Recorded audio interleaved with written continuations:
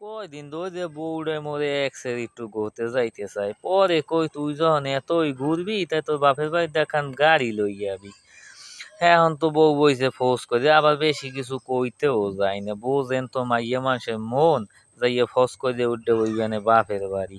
কি হল মুহাইয়া পরে লইয়া গেছি তাই নদীর পারে, কই লতা একটু নদীর পারে গুজিয়া মনে, এখন হে উঠবে ছোট নৌকায়। মুইও কইতে আজগো তোরে পাইছি ছোট নৌকায় উড়াইয়া কোনো রকম একটা চুপনি চাপনি দিয়ে বাড়ি আনু, গোদার কথা একটা জন্মের মনে ভুললে যাবি। এই যে কথা হেই কাম পকাই সকাই উড়াইছি কোনো রকমের ছোট নৌকায়। ছোট নৌকায় উচি মতো কয় মোরে তুই ওভার লইয়া যাও, মো এ জায়গা নদীটা আবার অনেক বড়, বেমালা বড় নদীটা বাইয়ে যাইতেও আমার অনেকখানি কষ্ট হইছে। সেই জায়গা নিয়ে এখন চিন্তা হচ্ছে আজকে একটু ডুলানি দিম। আহারে আল্লাহ, যে এই দুগো ডুলানি দেওয়া শুরু হয়েছে এই তো লইছে আটালি বাটালি শিখ করি। আমি এই শিগগির থামিয়ে গেছে, চিন্তা হচ্ছি খাইছে তো আমার মাইয়া মাসে, কাম তো বোঝেনি। চিক্কই মিক্কই দিয়ে হেবে মানু মনু বলাই এর গোড়া কেন খাওয়াইবে না মোরে, হেতে কাম নাই, হের আগে শিগগিরই থামি। হ্যাঁ, এরপর লইয়া বউডার একটু ঘুরলাম, আর আম্মেরাও বউডার লইয়া মাঝে মাঝে একটু ঘুরলেন, কারণ বউ এতে মনও ভালো থাকে, আর বউ মনটা ফুরফুরে থাকে, সম্পর্কটা অনেক ভালো থাকে।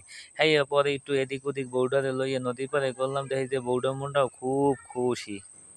এই তো মাঝে মাঝে বউ লইয়া করলে নিজের মনটাও ভালো লাগে, আর বউ লাগে সম্পর্কটাও ঠিক থাকে। কেটা কেটা আমি বউ লইয়া করেন সবাই একটু জানাইয়েন, ধন্যবাদ।